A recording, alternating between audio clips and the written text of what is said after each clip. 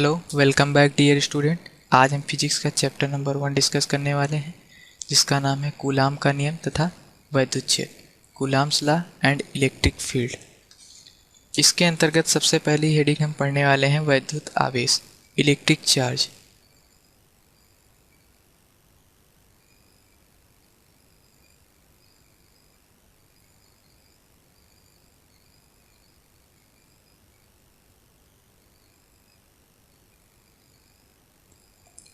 तो सबसे पहले दो वैज्ञानिक आए थे, थेल्स यूनानी वैज्ञानिक, ये यूनानी दार्शनिक थे। थेल्स। उसके बाद आए थे ब्रिटिश वैज्ञानिक,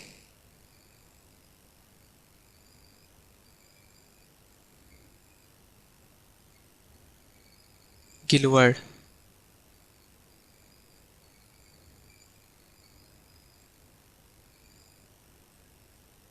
तो यूनानी दार्शनिक के अनुसार अंबर नामक लकड़ी को जब हम ऊन के साथ रगड़ते हैं तो इसमें हल्की वस्तु जैसे कागज, बाल आदि को आकर्षित करने का गुण आ जाता है। फिर इसके पश्चात ब्रिटिश वैज्ञानिक गिलवर्ड ने अपने प्रयोगों के आधार पर बताया कि यह गुण इसके अतिरिक्त, यानी कि अंबर नामक लकड़ी के अतिरिक्त आबनूस, काठ, गंधक, लाख आदि पदार्थों में भी पाया जाता है। इस स्थिति में पदार्थ वैद्युतमय हो जाता है। वैद्युतमय की स्थिति में पदार्थ आवेश ग्रहण कर लेता है, अर्थात आवेशित हो जाता है। फिर हमारी नेक्स्ट हेडिंग आती है आवेश संरक्षण का नियम।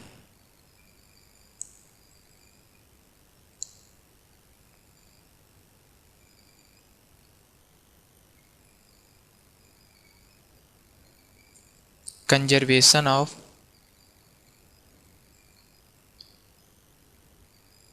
Electric charge.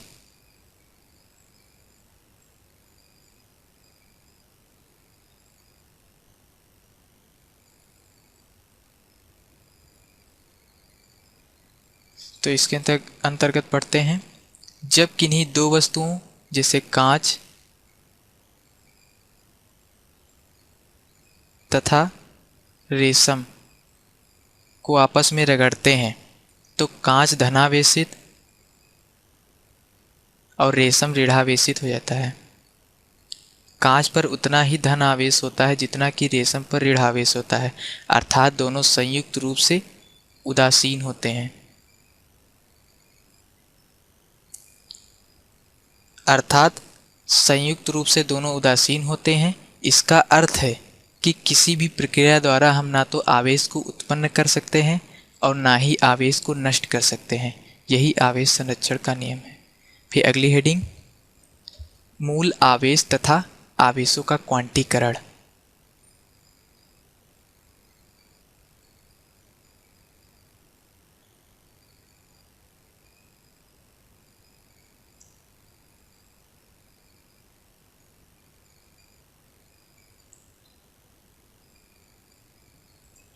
फंडामेंटल ऑफ या फिर फंडामेंटल चार्ज, क्वांटम नेचर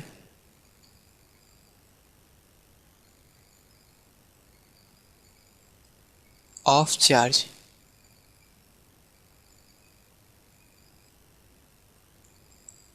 प्रकृति ने हमें न्यूनतम आवेश प्रदान किया है जो किसी आवेशित वस्तु पर रह सकता है। इस न्यूनतम आवेश को ही मूल आवेश कहा जाता है। इसे स्मॉल ई से प्रदर्शित करते हैं। किसी भी वस्तु पर आवेश ई के पूर्ण गुणज के रूप में उपस्थित होता है, अर्थात ई, 2e, 3e and so on. ई के पूर्ण गुणज के रूप में उपस्थित होता है। इसे किसी भी प्रक्रिया द्वारा विभाजित नहीं किया जा सकता है। आवेश के इस गुण को ही आवेशों का क्वांटीकरण कहते हैं। और मूल आवेश ई का मान होता है 1.6 × 10⁻⁻19 कूलाम। फिर नेक्स्ट हेडिंग आती है कूलाम।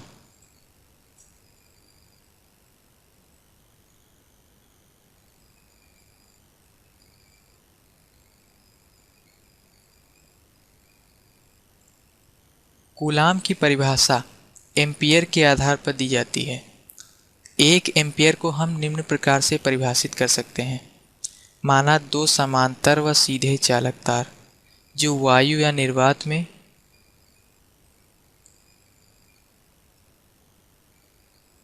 एक दूसरे से 1 मीटर की दूरी पर स्थित हैं। माना दोनों चालक तार में समान रूप से धारा प्रवाहित हो रही है, तो इन दोनों चालक तार के प्रति एकांक लंबाई पर उत्पन्न बल 2 गुणे 10⁻⁷ न्यूटन होता है। अतः कूलाम वैद्युत आवेश का मात्रक है। कूलाम वैद्युत आवेश का मात्रक है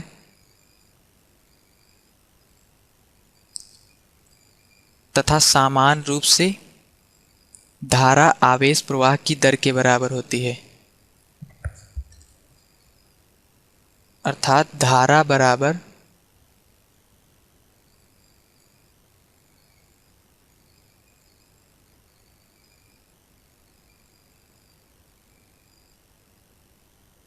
वैद्युत आवेश अपान टाइम। तो वैद्युत आवेश हो जाएगा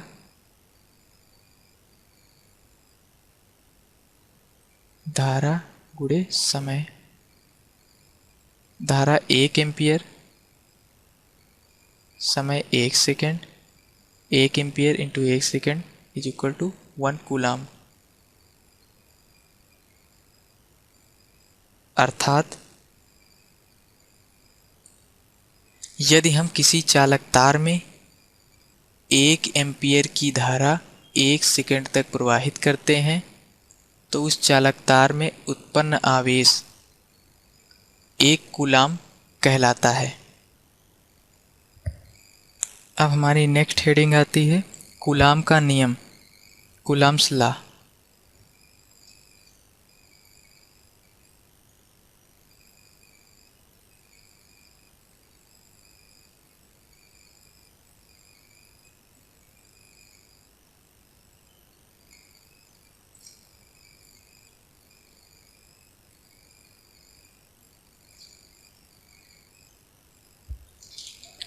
कूलाम के अनुसार किन्हीं 2 आवेशों के बीच लगने वाला वैद्युत बल उन दोनों आवेशों के परिमाण के गुणनफल के अनुक्रमानुपाती व उसके बीच की दूरी के वर्ग के व्युत्क्रमानुपाती होता है।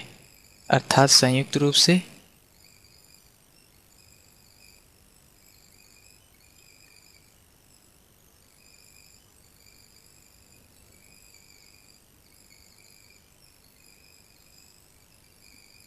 अब इक्वल टू लगेगा तो कांस्टेंट किया जाएगा F बराबर K Q1 Q2 अपान R स्क्वायर, जहाँ K का मान होता है 9 गुणे 10⁹ न्यूटन मीटर स्क्वायर प्रति कूलाम स्क्वायर। इसलिए F बराबर हो जाएगा 9 गुणे 10⁹ Q1 Q2 अपान R स्क्वायर।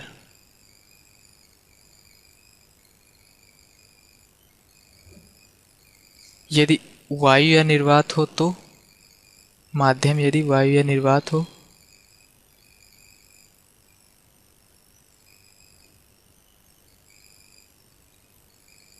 K बराबर 1/4πε0। अतः F बराबर 1/4πε0 Q1 Q2 अपान R स्क्वायर।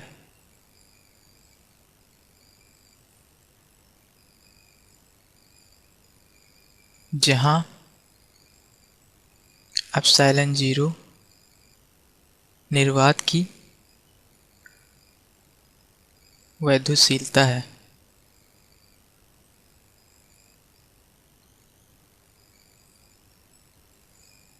अब नेक्स्ट हेडिंग आती है कूलाम के नियम का सदिश रूप।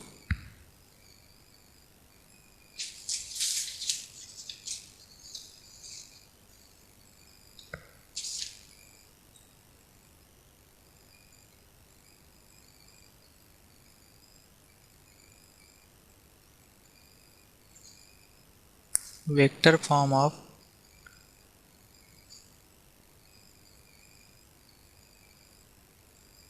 Coulomb's law.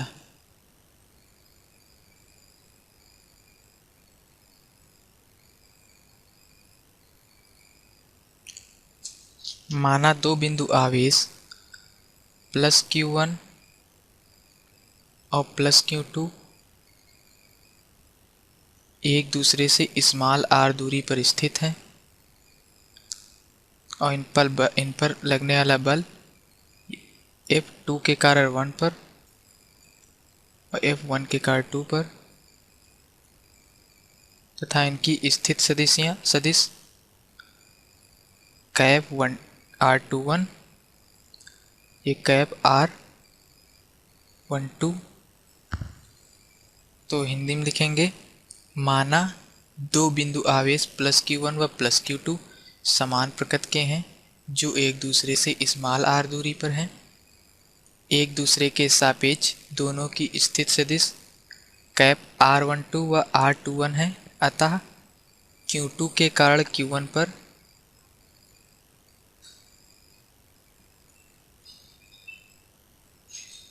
लगने वाला बल F12 बराबर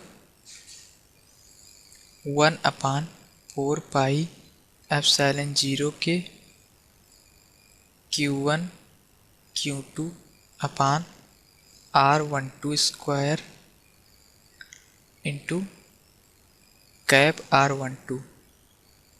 ये यूनिट वेक्टर है तो चूँकि कैप R12 को हम इस प्रकार से लिख सकते हैं vector R12 upon modulus of R12। अतः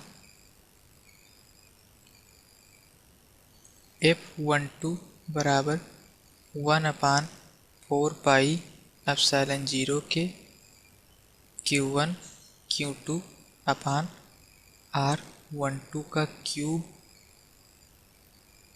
इंटू वेक्टर 12।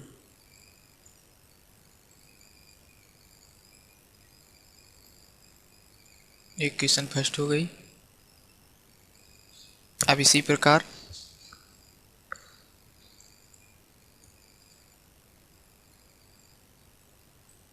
F21 बराबर 1/4 पाई एप्सिलॉन 0 के Q1 Q2 अपान R21 का क्यूब इंटू वेक्टर R21। ये इक्वेशन 2 हो गई।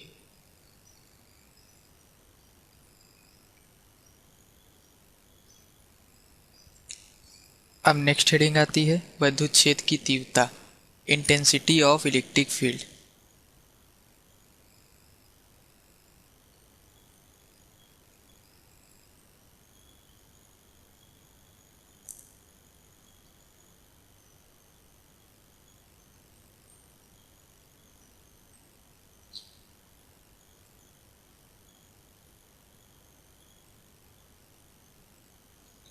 वैद्युत क्षेत्र में किसी बिंदु पर छेद की तीव्रता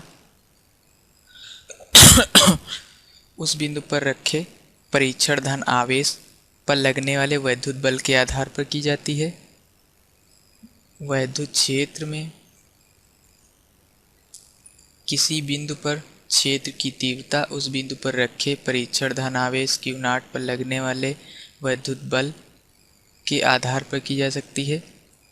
माना किसी बिंदु पर परीक्षण धन आवेश Q0 पर लगने वाला बल F है तो F बराबर 1 तो वैद्युत क्षेत्र की तीव्रता हो जाएगा E बराबर F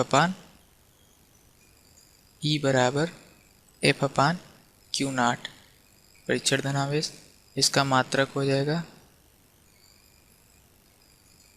न्यूटन प्रति कूलाम।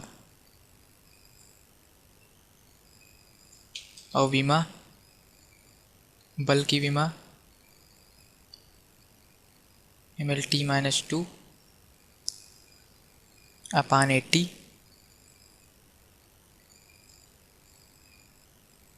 mlt-3 a-1।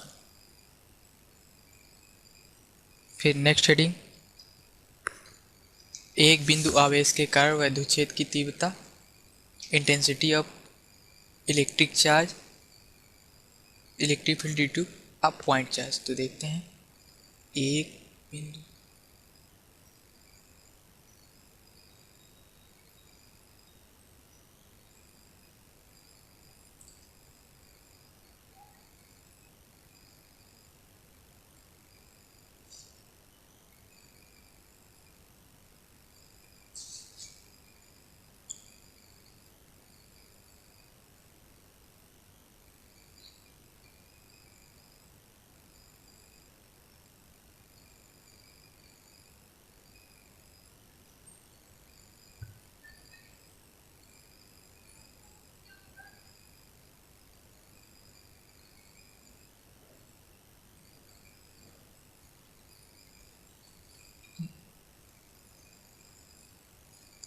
माना एक बिंदु आवेश प्लस क्यू बिंदु ओ पर स्थित है, इससे स्मॉल आर दूरी पर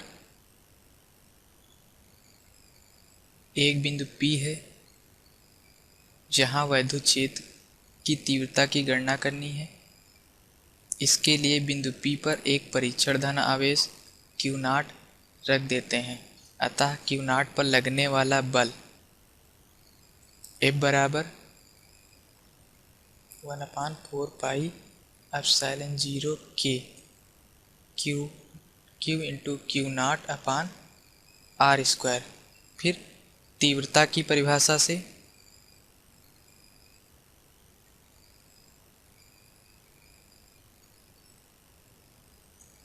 E बराबर F अपान Q0, मान रखने पर 1/4πε0 K Q इंटू Q0 अपान R² अपान Q0 कैंसिल। अतः F बराबर 1/4πε0 K Q अपान R²।